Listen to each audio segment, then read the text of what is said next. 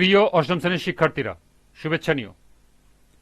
আজকে আমি তোমাদের বাংলাদেশ ও বিশ্ব পরিচয় বিষয়ের নতুন বই থেকে তৃতীয় অধ্যায় বাংলাদেশের মুক্তিযুদ্ধ ও গণতান্ত্রিক সংগ্রাম এর ৩১ পৃষ্ঠার কাজ ১ ও কাজ ২ এর সমাধান করে দেব।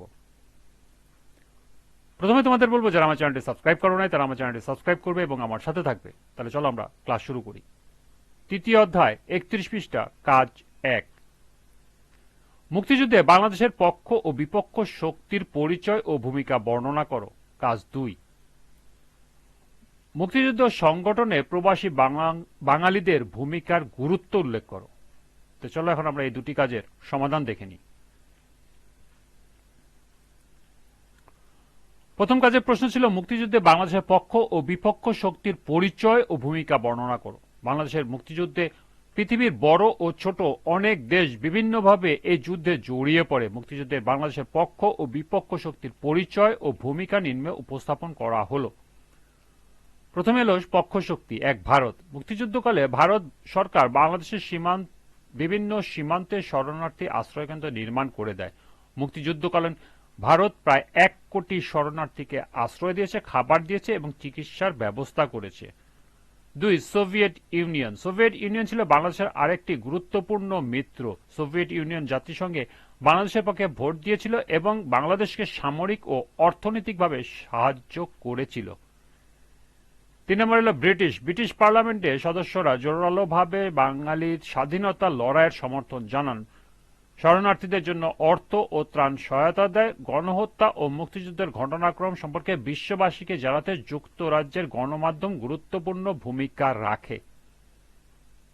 ৪. জাপান।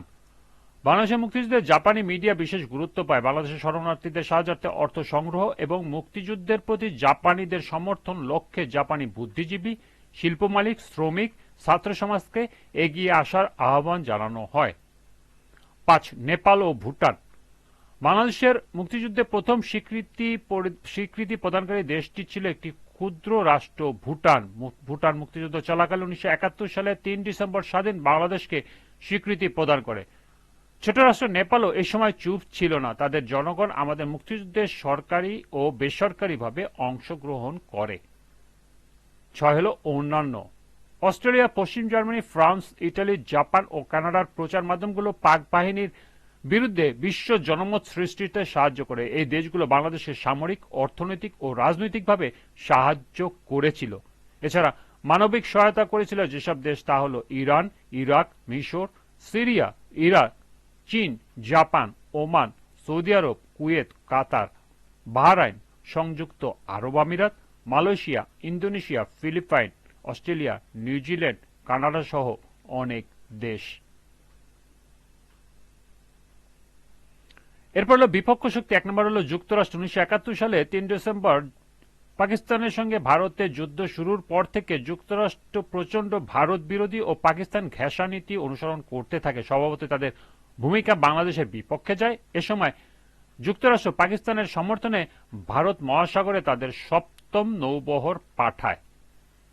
২ হল চীন। ১৯৭১ সালে চীন নীতির দুটি বৈশিষ্ট্য ছিল। প্রথমত, চীন সুচিন্তিতভাবে বাংলাদেশকে সমর্থন করা থেকে বিরত ছিল। দ্বিতীয়ত, পাকিস্তানি সামরিক শাসনের প্রতি তার ছিল শর্তহীন আকুণ্ঠ সমর্থন। ৩ ডিসেম্বর পর্যন্ত চীনের নীতি ছিল মার্কিন নীতির অনুরূপ।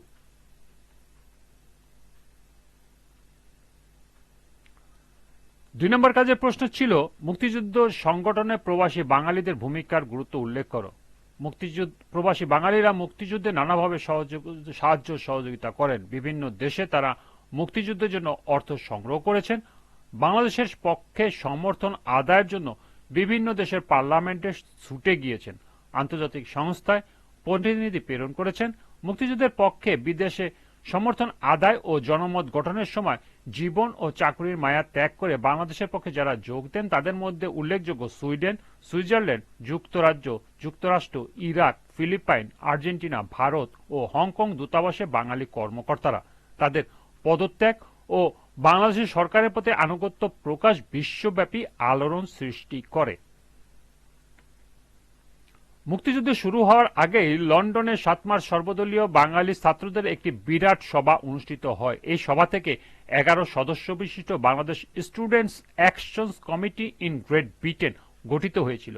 এই দিনই যুক্তরাজ্য আওয়ামী লীগের নেতৃত্বে অনুষ্ঠিত হয়েছিল প্রতিবাদ মিছিল। এতে হাজার হাজার বাঙালি ছাত্র যোগ দেয়।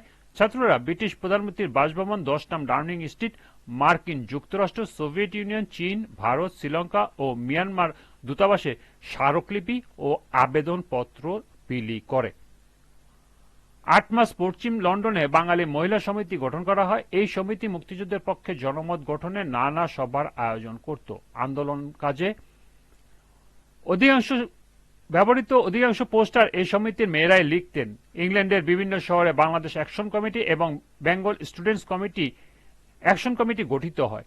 এইসব কমিটির মাধ্যমে বিশ্ব জনমত গঠন ও ভারতে আশ্রয় নেওয়া শরণার্থীদের প্রয়োজনীয় সাহায্য দেওয়ার জন্য প্রচারণা চালানো হতে থাকে। নিক্সন প্রশাসন পাকিস্তানকে সমর্থন দিলেও সাধারণ মার্কিন জনগণ, বাংলাদেশের মানুষ ও মুক্তিযুদ্ধের প্রতি সহানুভূতি ছিল। ২৯ মার্চ ওয়াশিংটনের অবস্থিত পাকিস্তান দূতাবাসে বাংলাদেশের কর্মকর্তাদের উদ্যোগে কংগ্রেসের সামনে এক বিক্ষোভ মিছিলের আয়োজন করা হয়। আমেরিকার দূর দূরান্ত থেকে অনেক প্রবাসী বাঙালি এসে এই মিছিলে যোগ দেন। কংগ্রেসের সামনে প্রায় ৩০০ বাঙালি সমবেত হন। বোস্টনে ইলেকট্রনিক্স বিষয়ের গবেষক রেজাল হাসান ফিরোজ মুক্তি বাহিনীর প্রয়োজনীয়তা ভেবে কিছু ইলেকট্রনিক্স যন্ত্রপাতি মুজিবনগর সরকারের কাছে পাঠানোর ব্যবস্থা করেন। মুক্তিযুদ্ধকে সহযোগিতা করার জন্য নিউ ইয়র্ক ও শিকাগোতে প্রায় ৩০টি সংগঠন গড়ে ওঠে। বিশ্ব জনমত গঠন ছাড়াও এইসব সংগঠন মুক্তিযুদ্ধের জন্য তহবিল গঠন করতে থাকে।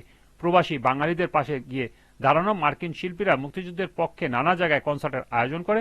নানা মার্কিন পেশাজীবী মুক্তিযুদ্ধে সহায়তার দানের জন্য বাংলাদেশ বন্ধু সমিতি গড়ে তোলেন। এই ছিল কাজ ১ এবং ২ এর সমাধান। আজকের ক্লাসটি এ পর্যন্তই।